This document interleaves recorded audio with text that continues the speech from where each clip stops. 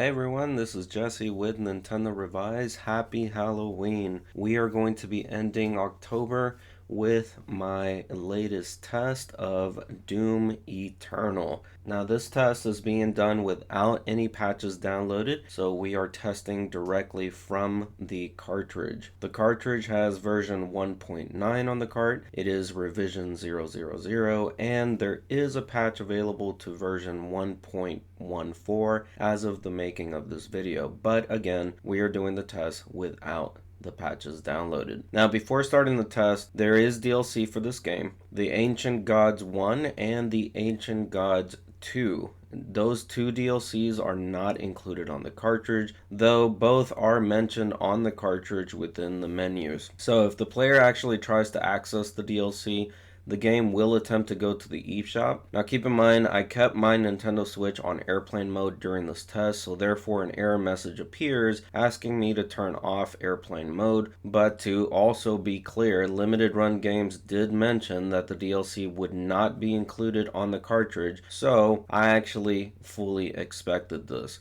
Now with all that said, I did test the entire main campaign, which is essentially completing the game at 100%. This includes reaching credits, finding all collectibles, fully upgrading all my weapons, fully upgrading the Doom Slayer's suit, unlocking all hidden suits, completing all challenges for every mission, and cleansing all demonic corruption in every mission. To be honest, this game is absolutely phenomenal. While the game is obviously going to be better on other consoles such as the PlayStation or Xbox, for a handheld console, this is absolutely fantastic. The game runs at a consistent frame rate and hardly has any slowdowns. Now this doesn't mean that the game doesn't have issues, because it definitely does, and let's go ahead and talk about some of those minor issues that I noticed. For starters, at the beginning of every mission, the game prompts a message asking the player to turn off airplane mode. Now this message can be bypassed, but it comes up every time when starting a new mission. This also happens when restarting a mission or getting a game over. There are a total of 13 missions, and let's also factor in that I did get several game overs, and you have a message that just populates quite a bit, and to be honest, it got somewhat annoying. But again, it can be bypassed. There's also an issue with the cutscenes. They actually seem to be running at a lower frame rate, which makes some cutscenes look really choppy. They are serviceable, but they are really choppy.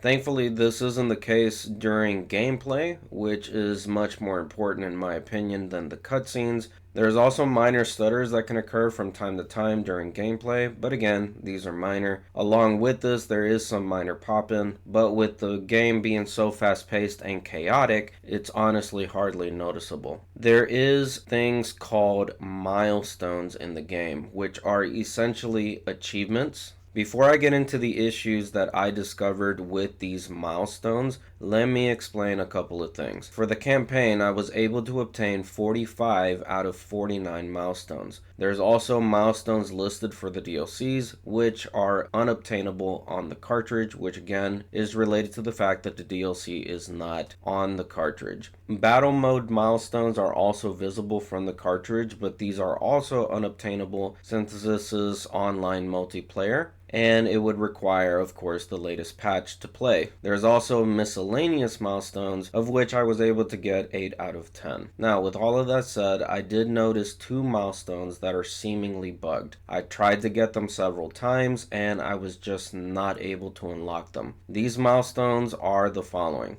Headstrong and Phew. That was a close one.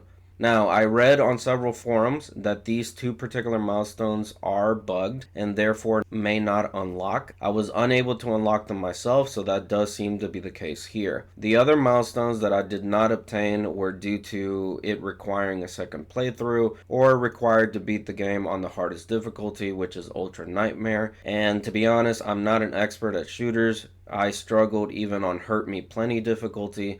So honestly, no thank you on the hardest difficulty. Even with not being able to unlock every milestone, I believe I tested this game to its fullest extent possible. There was one software error that occurred as well that didn't actually happen until the end of the game, and it didn't happen again after. Other than the issues that I've mentioned, this is honestly a fantastic build of the game. Truly, this is one of Panic Button's best ports. Above Doom 2016, above Wolfenstein 2, this is honestly one of their best works. As far as languages are concerned, no language options are in the game, but it's likely that the game will play in the language that is set to the console itself. Difficulty options are offered, so there is I Am Too Young to Die, which is essentially easy mode, Hurt Me Plenty, which is normal, Ultra Violence, which is hard mode, Nightmare, which is really hard, and then Ultra Nightmare. So as far as accessibility options, there's an option for aim assist, and also motion controls are offered here, which honestly felt great for precision aiming. I have no issues with motion controls. There is no DRM to be found, and I did play this in handheld mode on my Nintendo Switch OLED. So my overall thoughts. This is honestly one of the best ports I have ever tested related to Panic Button.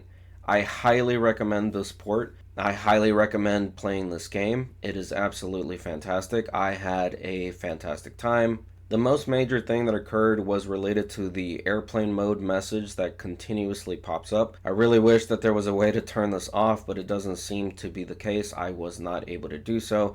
It gets pretty annoying.